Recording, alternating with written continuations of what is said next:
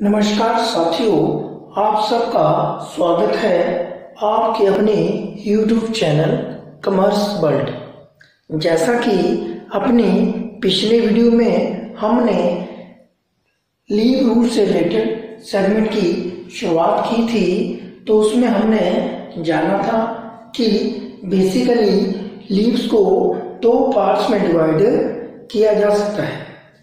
Number one थी unrecognised kinds of leave और दूसरा other kind of leave. Unrecognised kinds of leave वह leave थी जिन पर central civil service leave rule 1972 applicable नहीं होता। इन लीव में बेसिकली तीन टाइप्स की लीव को शामिल किया जाता है, जिसमें casual leave, special casual leave तथा कंपनसेटरी लीव शामिल की जाती है। इन लीव्स पर किसी राज्य विशेष के जो एग्जीक्यूटिव रूल होते हैं वे एप्लीकेबल होते हैं तथा इन लीव्स के दौरान उस एम्प्लॉय विशेष को जिस राशि का भुगतान किया जाता है वह सैलरी कहलाती है, ना कि लीव सैलरी, क्योंकि ऐसा माना जाता है कि इस लीव के दौरान वह व्यक्ति ऑन ड्यूटी है। अर्थात अगर कोई व्यक्ति अनरिकॉग्नाइज्ड काइंड्स ऑफ लीव पर है तो उसे ऑन ड्यूटी कंसीडर किया जाता है। अगर ऑफिस में कोई काम पड़ जाता है तो उसे ऑफिस बुलाया जा सकता है। और लेकिन अनरिकॉग्नाइज्ड काइंड्स ऑफ लीव के अतिरिक्त एम्प्लॉइज को अदर काइंड्स की लीव भी मिलती है जिन पर central civil service leave rule 1972 applicable होता है। आज से हम इन लीव्स के बारे में चर्चा करेंगे। जो अदर काइंड्स ऑफ लीव है इन्हें बेसिकली दो मेजर पार्ट्स में डिवाइड किया जाता है। नंबर वन है ऑर्डिनरी काइंड ऑफ लीव तथा सेकंड वन है स्पेशल काइंड ऑफ लीव। सबसे पहले हम बात करते हैं ordinary kind of leave. Ordinary kinds of leave पर central civil service leave rule 1972 implement होता है। अगर हम बात करें हिमाचल की तो 1971 से जब से हिमाचल फुल फ्लैश्ड स्टेट बना तब से हिमाचल में central civil service leave rule 1972 लागू होता है। अर्थात हिमाचल में जो लीव है इस रूल के अंडर रेगुलेट की जाती है और तब से लेकर आज तक हिमाचल भी लीव के केस में central civil service leave rule को अपना रहा है या इन लीव्स के अकॉर्डिंगली लीव्स को रेगुलेट कर रहा है।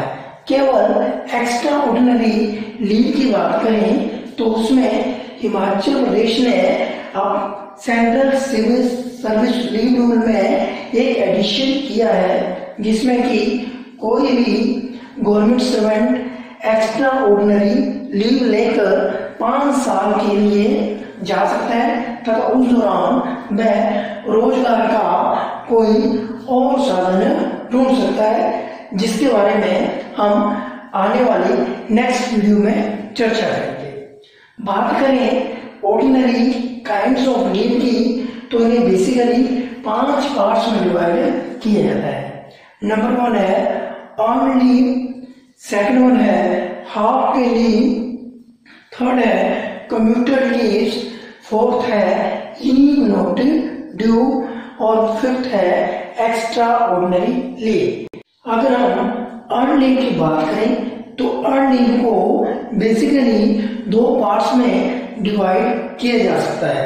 नंबर वन है earn leave for non vocational staff, अर्थात ऐसा स्टाफ जिन्हें छुट्टियां नहीं दी जाती, और दूसरा है earn leave for vocational staff, अर्थात ऐसा स्टाफ जिसमें महीने या 2 महीने की छुट्टियां सरकार के द्वारा दी जाती हैं। इनके बारे में हम वन बाय वन डिस्कस करेंगे।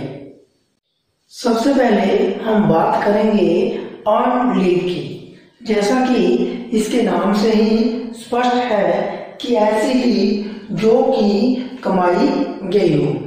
जब भी कोई एम्प्लॉय विशेष किसी विभाग में लगातार कुछ दिन अपनी ड्यूटी को करता है तो ड्यूटी को करने के दौरान उसके द्वारा लीव अर्न की जाती है या लीव कमाई जाती है, जिसे कि अर्न लीव कहते हैं।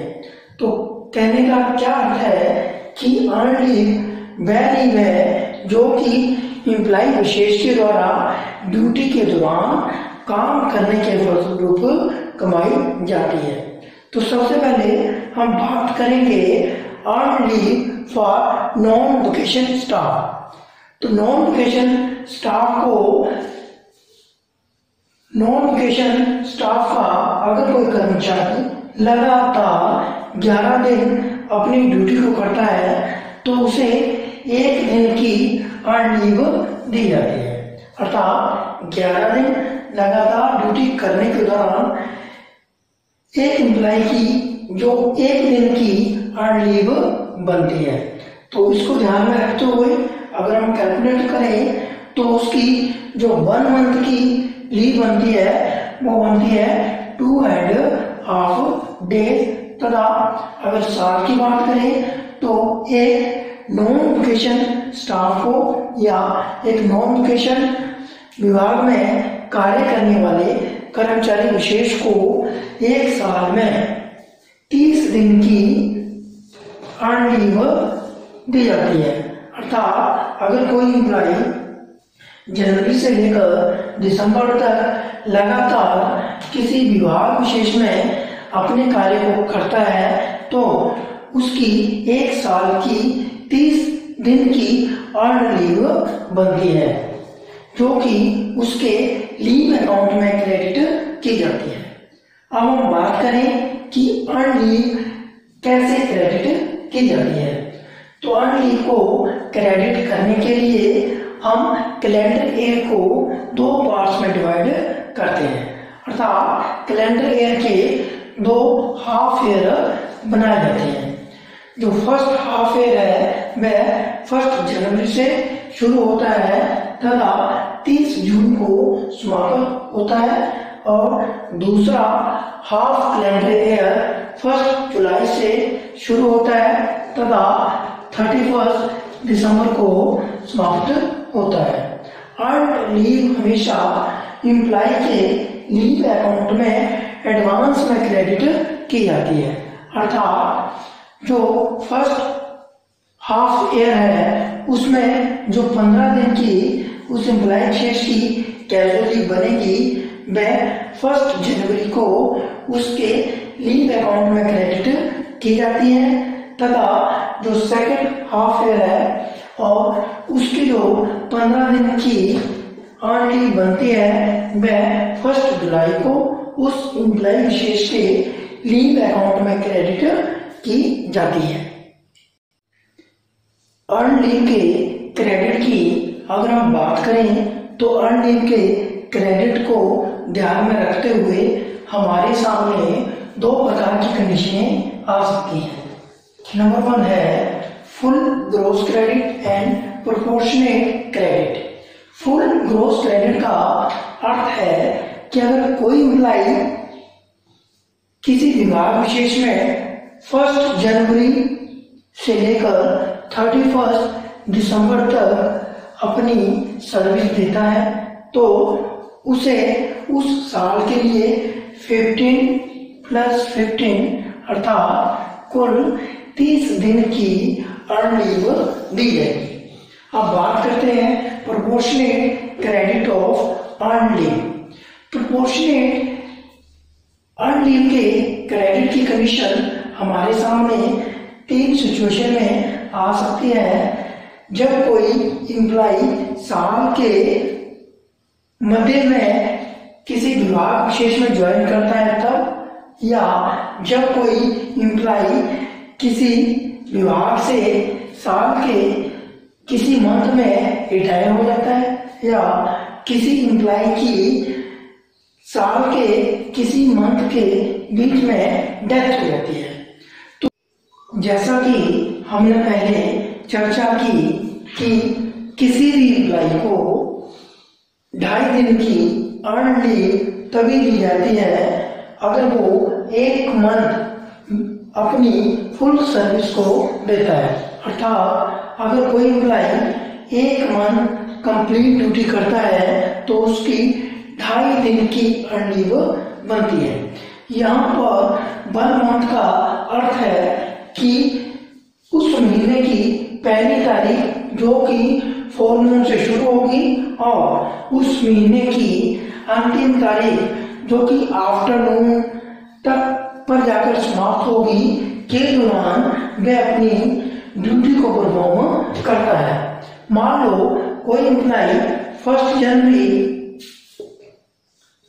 जनवरी आफ्टरनून में ज्वाइन करता है तो उसे उस मंथ की अर्थात जनवरी मंथ की अर्न लीव नहीं दी जाती।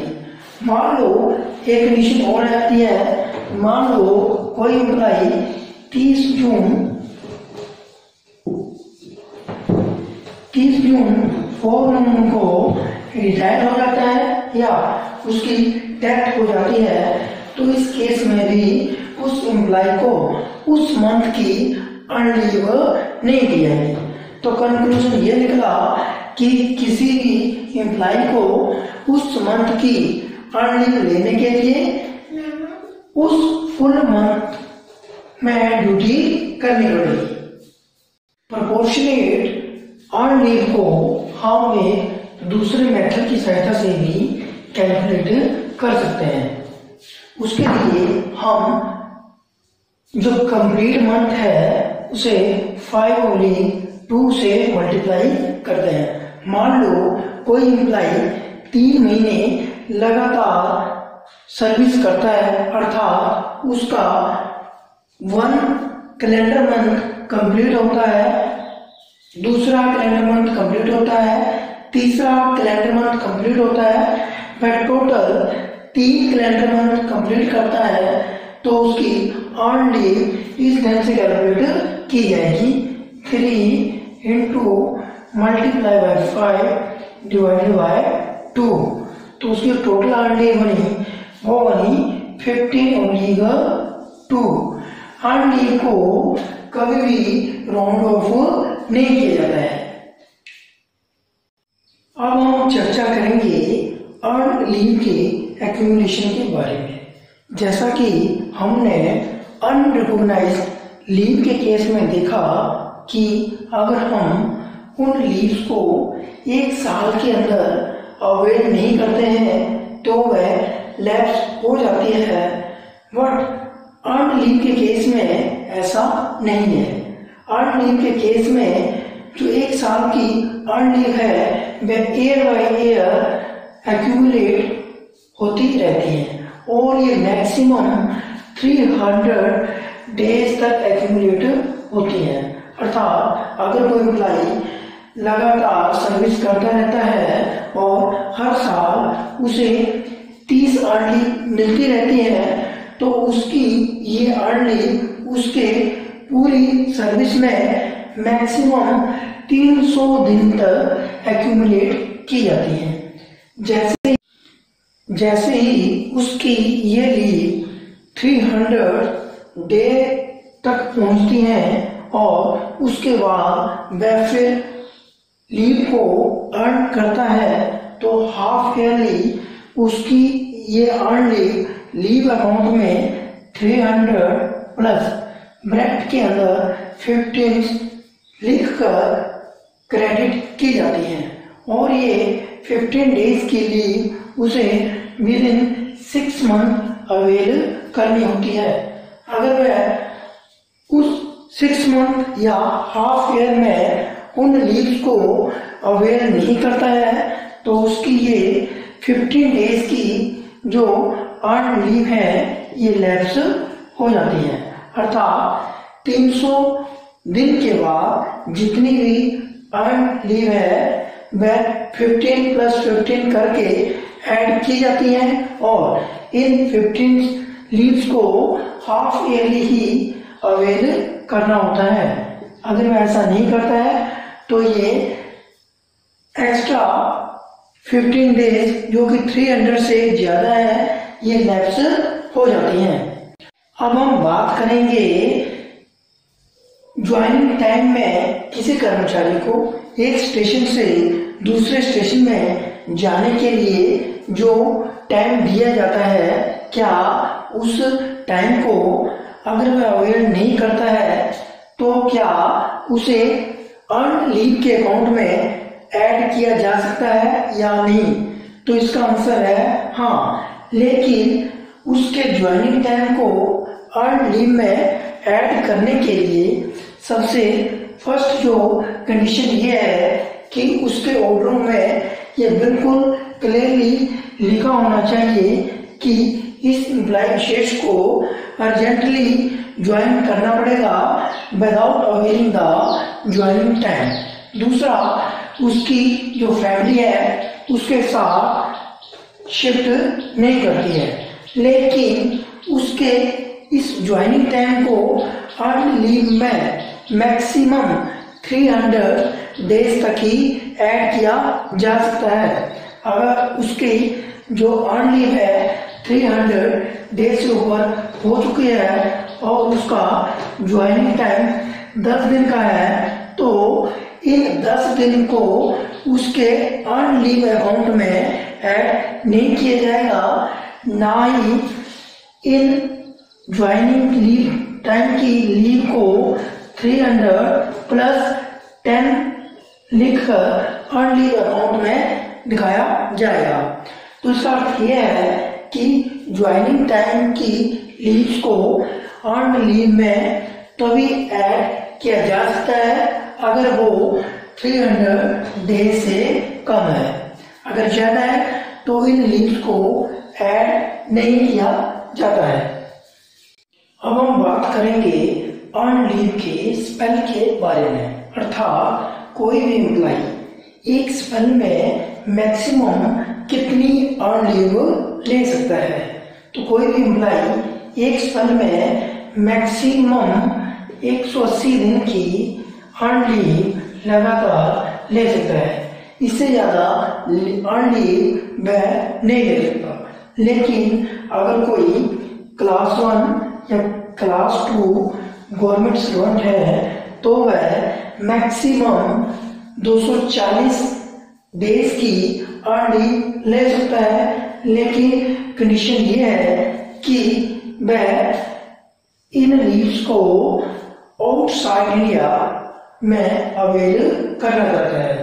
यहाँ पर ध्यान देने योग्य बात यह है कि 240 लीव का मीनिंग ये नहीं है कि वह 240 दिन को इंडिया से बाहर व्यतीत करता है, बल्कि उसे इसमें से 180 दिन की जो लीव है वह इंडिया में बितानी पड़ेगी तथा 60 डेज की लीव को वह आउटसाइड इंडिया स्पेंड कर सकता है।